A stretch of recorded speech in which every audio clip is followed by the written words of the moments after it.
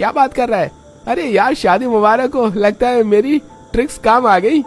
एक दोस्त कार्ड खोलकर पढ़ता है, अरे वाह, इतनी जल्दी शादी भी फिक्स हो गई। बस एक बात है, मेरी शादी में यूनिफॉर्म पहनकर मत आना। सारे फौजी एक दूसरे की तरफ देखते हैं और जोर जोर से हंस पड़ते हैं। अरे क्यों भाई, हम तो यूनिफॉर्म पहनकर ही आएंगे। हाँ, यूनिफॉर्म ही तो हमारी असली पहचान है। और वैसे भी तेरी शादी में सब लोग देखते ही रह जाएंगे, इतने बड़े बिजनेसमैन की शादी में 100-150 फौजी आए हैं। और सबसे बड़ी बात, तेरी शादी में कोई पंगा भी नहीं होने वाला। ठीक है भैया, जैसा तुम्हें सही लगे, बस टाइम से आ जाना। ऐसा ना हो कि शादी में लोगों से ज्यादा फौजी ही दिखे। टाइम से पहले पहुंचेंगे। शादी के दिन लोगों से ज्यादा शादी में फौजी दिखते हैं और शादी बड़ी ग्रैंड शादी होती है। राघव का बड़ा बंगला रोशनी से जगमगा रहा होता है। गेट पर फूलों की सजावट, दियों की कतारें, ढोल की हल्की आवाज। राघव अपने फौजी दोस्तों के साथ खड़ा होता है। सबके चेहरे पर थकान है, लेकिन उत्साह उससे कहीं ज्यादा होता है। यार तुम लोग बहुत थक गए होगे और कल तो तुम्हारी ट्रेनिंग भी है, अब जाओ आराम कर लो। अरे यार अभी कहाँ, अभी तो भाभी का स्वागत भी बाकी है। आज तो एकदम ग्रैंड स्वागत होगा। कैसा स्वागत? बस एक कॉल और समझो काम हो गया। 150 फौजियों की पूरी टीम तैयार है ना? क्या? अरे 2 ट्रक भरकर पूरी टीम आएगी। भाभी का गृह प्रवेश है भाई, साधारण कैसे हो सकता है? दूर से फौजी ट्रकों की आवाज सुनाई देती है। एक के बाद एक 2 बड़े ट्रक गेट के सामने रुकते हैं। 150 फौजी उतरते हैं, यूनिफॉर्म में, अनुशासन में, सीधी कतार में खड़े होते हैं। नेहा और राघव गेट पर खड़े होते हैं। नेहा लाल जोड़े में, घूंघट हल्का सा नीचे, आंखों में घबराहट होती है। दोनों तरफ 75-75 फौजियों की लंबी लाइन बन जाती है। जय हिंद। नेहा चौंक जाती है। नेहा, कैसा लगा अपना ग्रैंड स्वागत? नेहा मुस्कुराती है। ढोल की आवाज तेज हो जाती है। नेहा चावल से भरी थाली से पहला कदम घर के अंदर रखती है। चारों तरफ फूलों की बारिश होती है। फौजी सम्मान में सैल्यूट करते हैं। गेट के बाहर आस पड़ोस के लोग और रिश्तेदार खड़े होते हैं। सब हैरानी से ये नजारा देख रहे होते हैं। देखना, इतने सारे फौजियों के बीच नई बहू का स्वागत हो रहा है। अब इतने बड़े बिजनेसमैन हैं, नए जमाने के तरीके से ही तो बहू का स्वागत करेंगे। ऐसा गृह प्रवेश तो हमने कभी देखा ही नहीं।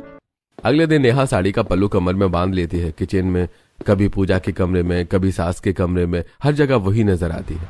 नेहा अब सिर्फ बहू नहीं, घर की जिम्मेदार सदस्य बन चुकी होती है। एक दिन कमरे में कमला देवी बिस्तर पर लेटी होती है। चेहरा उतरा हुआ, हल्का बुखार होता है। नेहा पास बैठकर माथे पर हाथ रखती है। मम्मी जी, आपकी तबीयत ठीक नहीं लग रही, दवाई खत्म हो गई है। आज घर पर कोई नहीं है बेटा, तू अकेली जाएगी। मम्मी जी, मैं आपके लिए दवाई लेकर आ रही हूँ। घर पर कोई नहीं है, मुझे ही जाना पड़ेगा। बेटा आराम से जाना, ये तेरा कैंट एरिया नहीं है, यहाँ कुछ भी हो सकता है। मम्मी जी, आप टेंशन मत लो, मैं सब तरह के लोगों को जानती हूँ, जल्दी आ जाऊंगी। नेहा घर से निकलती है। कैंट एरिया जैसी सुरक्षा नहीं होती, न फौजी न अनुशासन। कुछ दूर चलते ही कुछ लड़के रास्ते में खड़े होकर उसे घूरने लगते हैं। ओए, अकेली है? दूसरा हंसता है। नेहा की चाल तेज हो जाती है। दिल जोर जोर से धड़कने लगता है। अरे भाभी, इतनी जल्दी कहाँ है? नेहा डर जाती है। आवाज निकलते निकलते रुक जाती है। पहली बार उसे महसूस होता है कि एक सुरक्षित जगह पर रहने का क्या फायदा होता है। नेहा किसी तरह खुद को संभालती है। नजरें नीचे करके तेज कदमों से आगे बढ़ जाती है। लड़कों की हंसी पीछे छूट जाती है। नेहा दवाई लेकर घर आ पहुंचती है। हाथ कांप रहे होते हैं, चेहरा उतरा होता है। वो कुछ नहीं कहती, सीधे सास के कमरे में जाती है। मम्मी जी, ये लीजिए दवाई। कमला देवी दवाई ले लेती है, लेकिन नेहा का चेहरा देखकर चौंक जाती है। क्या हुआ बेटा, कुछ बात है क्या? जब से तू दवाई लेकर आई है, तेरे चेहरे पर उदासी दिख रही है। नेहा एक पल के लिए रुकती है। आंखें भर आती हैं, लेकिन वो खुद को संभाल लेती है। कुछ नहीं मम्मी जी, बस ऐसे ही थोड़ी तबीयत खराब लग रही है। कमला देवी उसे गौर से देखती है। अगली सुबह नेहा घर के आंगन में खड़ी होती है। हाथ में पर्स, चेहरे पर हिचक और डर साफ दिख रहा होता है। पिछली घटना के बाद नेहा अब बाहर जाने से बहुत ज्यादा डरने लगती है। उसी वक्त देवर मयंक जिम जाने के लिए तैयार होकर बाहर निकलने लगता है। नेहा हिम्मत जुटाकर बोलती है, भैया, आप जिम जाने से पहले मुझे बाजार लेकर चलोगे? भाभी, आज जिम में बहुत बड़ा सेलिब्रिटी आ रहा है, मुझे अभी जाना बहुत जरूरी है। ऐसा कर दिया, मैं 10 मिनट में वापस आ जाता हूँ, फिर आप मेरे साथ बाजार चलना। भैया प्लीज जल्दी आ जाना, मुझे बहुत जरूरी काम से बाहर जाना है। हाँ भाभी, बिल्कुल आ जाऊंगा। मयंक चला जाता है। नेहा गेट के पास कुर्सी पर बैठ जाती है। घड़ी की सुइयां चल रही होती हैं। 10 मिनट, 15 मिनट, 20 मिनट। नेहा बार बार गेट की तरफ देखती है। 30 मिनट बीत जाते हैं, देवर नहीं आता। नेहा का दिल बैठने लगता है। अगर अभी नहीं गई तो काम और बिगड़ जाएगा। वो गहरी सांस लेती है और डर को दबाकर खुद से कहती है, मैं कर लूंगी। नेहा अकेली घर से निकलती है। कदम धीमे होते हैं, नजरें चारों तरफ घुमाती है। हर आवाज पर वो चौंक जाती है। कुछ दूर जाते ही वही लड़के फिर से नजर आते हैं। एक लड़का सीटी बजाता है, दूसरा रास्ता काटकर सामने आ जाता है। अरे भाभी, आज फिर अकेली? नेहा डर से सिमट जाती है और कहती है, लेकिन उसके शब्द नहीं निकलते हैं। अरे इतनी चुप क्यों हो? नेहा पीछे हटने की कोशिश करती है, लेकिन रास्ता घिर जाता है। वो अपना बचाव भी नहीं कर पाती है। आंखों में आंसू भर आते हैं। कुछ लोग दूर से आते दिखते हैं तो लड़के हंसते हुए हट जाते हैं।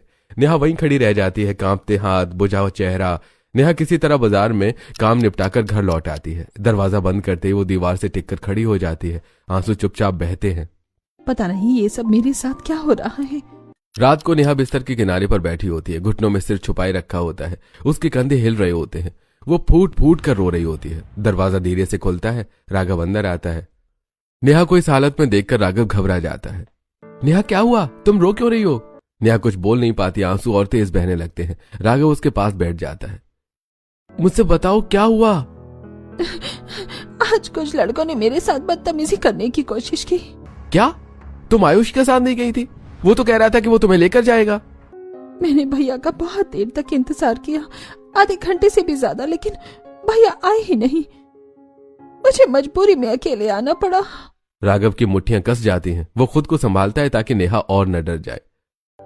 नेहा, आइंदा से तुम्हें जब भी कहीं जाना हो तो मुझे बता देना।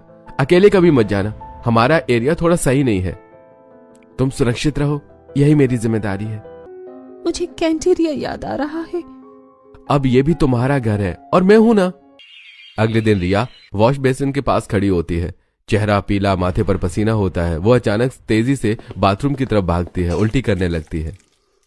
भाभी, मुझे बहुत चक्कर आ रही है। दीदी, आप बैठी, पानी पीजिए। भाभी, कोई ऐसी दवाई ला दो जिसे खाकर मैं एकदम ठीक हो जाऊं। मुझे कॉलेज जाना है, आज मेरा बहुत इंपॉर्टेंट टेस्ट है। दीदी, आपके भैया घर पर नहीं है, मैं तो उनके साथ ही जा सकती हूँ। अकेले जाना मुझे ठीक नहीं लगता। भाभी प्लीज, आजकल तो सब लड़के अकेले ही चली जाती हैं, आप भी चली जाओ ना। रिया की हालत बिगड़ती जा रही होती है। बार बार जिद करने पर नेहा मजबूर हो जाती है। नेहा ऑटो में बैठती है। ऑटो आगे बढ़ रहा होता है और नेहा का दिल जोर जोर से धड़क रहा होता है। पीछे से 3-4 बाइक नजर आती हैं। वो ऑटो का पीछा कर रही होती है। नेहा खिड़की से देखती है। उसका डर और बढ़ जाता है। मेडिकल स्टोर के सामने ऑटो रुकता है।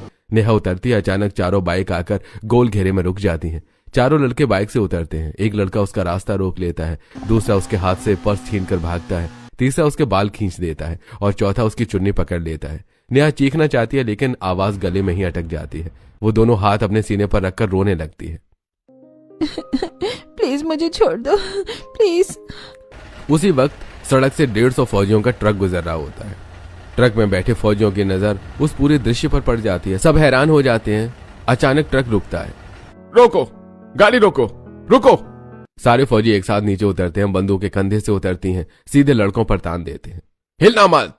लड़के डर के मारे बाइक वहीं छोड़कर भाग जाते हैं। नेहा कांपती हुई जमीन पर बैठ जाती है। एक फौजी आगे आता है। अरे भाभी, आप यहाँ क्या कर रही हो? भैया, मैं तो दवाई लेने आई थी, लेकिन ये लड़के मुझे कई बार से परेशान कर रहे हैं। पता नहीं इनको मुझसे क्या दिक्कत है। आप टेंशन मत लो भाभी, अब आपके सारे फौजी भाई आपके साथ है। मैं आपके घर के बाहर भी 150 फौजियों की टीम गार्ड के तौर पर बाहर लगवा दूंगा, जो हर वक्त आपकी सिक्योरिटी रखेंगी। थैंक यू सो मच भैया। अगली सुबह राघव के घर के बाहर का नजारा बिल्कुल बदला हुआ होता है। घर के मेन गेट के बाहर 150 फौजी एकदम अनुशासन में खड़े होते हैं।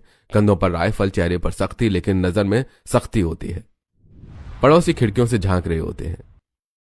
अरे इतने सारे फौजी, ये कोई वीआईपी रहता है यहाँ क्या? अरे लगता है नई बहू बहुत खास है। नेहा खिड़की से बाहर देखती है। उसकी आंखों में सुकून होता है। नेहा राघव की तरफ मुड़ती है। राघव, जो आपके फौजी दोस्त थे ना, उन्होंने एक दिन मेरी बहुत मदद करी थी। मैं सोच रही हूँ उनकी पूरी टीम को घर बुलाकर एक छोटी सी थैंक यू पार्टी देनी चाहिए। अरे वो तो जरूर आएंगे। वो तो वैसे भी बहुत बड़ा भुक्कड़ है। तुम फोन करोगी ना तो बिना पूछे पूरी फौज लेकर पहुंच जाएगा। नेहा हल्की सी हंसी हंसती है। नेहा फोन लगाती है। भैया, आज शाम हमारे घर आ जाइएगा पूरी टीम के साथ। पूरी टीम मतलब? पूरी 150 लोग। भाभी, आपने तो सीधा जंग जीत ली। आज तो पूरे फौजी आपके घर दावत खाएंगे। शाम को घर का गार्डन रंग बिरंगी लाइट से सजा होता है। लंबी लंबी टेबल लगी होती हैं। एक के बाद एक फौजी ट्रक आकर रुकते हैं। 150 फौजी घर के अंदर आते हैं। आप सब मेरे लिए सिर्फ फौजी नहीं, मेरे भाई हो। भाभी आज तो हम सच में घर जैसा महसूस कर रहे हैं। खाना शुरू होता है, कोई पूड़ी उठा रहा होता है, कोई पनीर की सब्जी। भाभी इतना स्वादिष्ट खाना तो कैंट में भी नहीं मिलता। अब समझ आया भैया, आप इतने खुश क्यों रहते हो। सब जोर जोर से हंसते हैं। राघव दूर से नेहा को देख रहा होता है। जिस लड़की को मैंने अपनी जिंदगी चुना वो सिर्फ मेरी पत्नी नहीं, इतने फौजियों की बहन है। कुछ दिन बीत जाते हैं। आज का दिन खास होता है, नेहा का बर्थडे। राघव का घर बाहर से ही चमक रहा होता है। पूरे बंगले को सुनहरी और सफेद लाइट से सजाया जाता है। मेन गेट से लेकर गार्डन तक फूलों की सजावट, झूमर और लाल कालीन बिछा होता है। घर के बाहर दोनों तरफ फौजी गार्ड पूरे अनुशासन में तैनात होते हैं। एक एक करके महंगी गाड़ियां आ रही होती हैं। बड़े बड़े बिजनेसमैन, रिश्तेदार, खास मेहमान सब अंदर जा रहे होते हैं। लंबा सा स्टेज, बीच में हैप्पी बर्थडे नेहा लिखा होता है। केक इतना बड़ा कि सबकी नजर वहीं टिक जाती है। तभी दूर से फौजियों के एक ट्रक एक के बाद आकर रुकते हैं। पूरे 150 लोगों की टीम यूनिफॉर्म में उतरती है। सब मेहमान हैरान रह जाते हैं। अरे इतनी बड़ी सिक्योरिटी, ये तो किसी वीआईपी का बर्थडे लग रहा है। नेहा के पुराने मोहल्ले से भी औरतें आई होती हैं। एक कोने में खड़ी होकर सब देख रही होती हैं। अरे देख नेहा, कितने बड़े ससुराल में आ गई। हाँ बहू, कितनी लकी है। आस पास फौजी लोग घूमते रहते हैं, इसे तो अब डरने की जरूरत ही नहीं। नेहा की आंखों पर पट्टी बंधी होती है। राघव उसका हाथ पकड़े हुए होता है। तैयार हो? मुझे डर लग रहा है, इतना सन्नाटा क्यों है? राघव पट्टी खोल देता। पूरी लाइट एक साथ जल उठती है। Happy birthday Neha. नेहा की आंखें भर आती हैं। वो चारों तरफ देखती है। लाइट्स, मेहमान, फौजी, भाई और सामने मुस्कुराता हुआ राघव होता है। ये सब मेरे लिए? हाँ, क्योंकि तुम सिर्फ मेरी पत्नी नहीं, इस घर की शान भी हो। भाभी आज आपका दिन है, लेकिन याद रखिए आपकी हिफाजत में हम 150 भाई हमेशा तैनात हैं। कुछ दिनों बाद एक बड़ी लग्जरी फार्म हाउस पार्टी। चारों तरफ म्यूजिक, चमकती लाइट्स, महंगी ड्रेसेस और हाई प्रोफाइल लोग होते हैं। राघव अपने पूरे परिवार के साथ स्टाइलिश कपड़ों में पार्टी में एंटर करता है। नेहा सादगी के साथ भी सबसे अलग नजर आ रही होती है। कुछ अमीर बिजनेसमैन के बेटे नेहा को घूर रहे होते हैं। इतनी सिंपल होकर भी कितनी अलग लग रही है। अरे चलो जरा करीब से बात करते हैं। दोनों मौका देखकर नेहा का पर्स अपने हाथ में ले लेते हैं और उसे जबरदस्ती एक कोने की तरफ ले जाते हैं। छोड़िए मुझे, ये क्या बदतमीजी है। अरे रिलैक्स, पार्टी है, एंजॉय कर रहे हैं। दूसरा लड़का उसके गंदे तरीके से देख रहा होता है। नेहा का चेहरा पीला पड़ जाता है। उसके हाथ में बंधी होती है गोल सी इलेक्ट्रॉनिक सेफ्टी रिंग। नेहा कांपते हाथों से उसका बटन दबा देती है। अचानक बाहर से फौजी ट्रकों की तेज आवाज, पार्टी का म्यूजिक बंद हो जाता है। सब लोग चौंक जाते हैं। अगले ही पल 150 फौजी यूनिफॉर्म में अंदर घुस आते हैं। चारों तरफ बंदूकें तान दी जाती हैं। दोनों लड़कों के सिर पर एक साथ कई बंदूकें होती हैं। तुम हमारी बहन को छेड़ने की कोशिश कर रहे थे? नहीं, हम तो कुछ नहीं कर रहे थे। अरे आप लोग यहाँ कैसे आ गए? ये हमारी प्राइवेट पार्टी है। तभी एक अमीर आदमी आगे आता है। आप हमारे बेटों पर ऐसे इल्जाम कैसे लगा सकते हैं? नेहा आगे आती है। आंखों में डर होता है, लेकिन आवाज में हिम्मत दिखाती है। ये दोनों मुझे जबरदस्ती रोक रहे थे और छेड़छाड़ करने की कोशिश कर रहे थे। मेरे भाइयों ने मुझे ये इलेक्ट्रॉनिक सेंसर दिया है, जिसे दबाते ही मेरे फौजी भाई मेरे लिए हाजिर हो जाते हैं। दोनों लड़के के चेहरे उतर जाते हैं। आई एम सॉरी, हम तो बस पार्टी में मजे कर रहे थे, माफ कर दीजिएगा प्लीज। तुम अपने आप को बड़ा बिजनेसमैन का बेटा समझते हो? पैसे के दम पर इज्जत खरीदी नहीं जाती और किसी औरत की इज्जत से खेलने का हक किसी को नहीं है। सारे मेहमान सन्न रह जाते हैं। राघव की आंखों में डर होता है। नेहा आगे बढ़कर फौजी भाई की तरफ देखती है। थैंक यू सो मच भैया। आज मुझे पूरा यकीन हो गया कि फौजी सिर्फ सरहद पर ही नहीं, हर उस जगह हाजिर होते हैं जहां बेगुनाह को बचाने की जरूरत हो। आप लोग सिर्फ बंदूक उठाकर देश की रक्षा नहीं करते, आप देश की बेटियों की इज्जत, उनकी हिम्मत, भरोसा हो। आप फौजी नहीं, आप इस देश की ढाल हो। सारे फौजी एक साथ सैल्यूट करते हैं।